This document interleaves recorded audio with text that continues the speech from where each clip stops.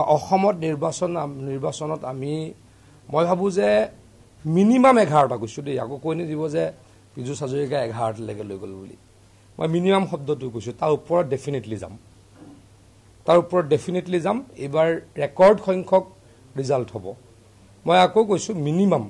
11 তাৰ ওপৰত এই মুহূৰ্তত ক'বলৈ দিগদাৰ কিন্তু ডেফিনেটলি ওপৰত যাম 12খনো হ'ব পাৰে 13খনো হ'ব পাৰে কিন্তু ওপৰত যামেই যোৰহাটটো কিমান বাৰ খুদিম আৰু আপোনালোকে যোৰহাট আপোনালোকে জিকাব খোজে ৰাইজে জিকোৱা নাই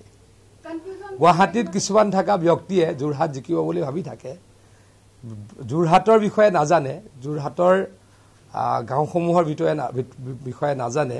হয়তো কিবা কাৰণত বিজেপিক বেয়া পায় বা ডক্টৰ হিমন্ত বিশ্ব শৰ্মা ডাঙৰীয়াক বেয়া পায় আৰু যোৰহাটত ইয়াৰ গুৱাহাটীত বহি যোৰহাটত জিকোৱা মানুহৰ সংখ্যা বেছি সেইকাৰণে যোৰহাটত আমি জিকিম যোৰহাটত আমাক জিকোৱা মানুহৰ সংখ্যা বেছি আৰু গুৱাহাটীত বহি যোৰহাটত জিকোৱা মানুহৰ সংখ্যা গুৱাহাটীত বেছি গতিকে আমি ডেফিনেটলি যোৰহাটতো জিকিম যোৰহাটত যিখিনি মানুহে গুৱাহাটীত থাকি আমাক নিজিকাটো বিচাৰে তেওঁলোকে কনচেন্ট্ৰেট কৰিলে যোৰহাটত গুৱাহাটীত বহি থাকিও নকৰিলে গতিকে গুৱাহাটীতটো 5 লাখ 6 লাখ ভোটৰ ব্যৱধানত জয়লাভ কৰিম বহুতে কয় গুৱাহাটীও তীব্ৰ প্ৰতিদ্বন্দ্বিতাপূৰ্ণ কিন্তু নিৰ্বাচনী বিশেষজ্ঞসকলৰ বিশ্লেষণ অহা 4 তাৰিখে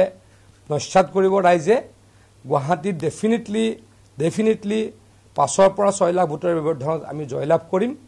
আৰু খুব ভাল ভোটৰ ব্যৱধানত 1.5 লাখৰ পৰা 2 লাখ ভোটৰ ব্যৱধানত আমি যোৰহাটও জিকিম আৰু অসমত 11টা মিনিমাম কৈছো তাৰ ওপৰত ডেফিনেটলি হ'ব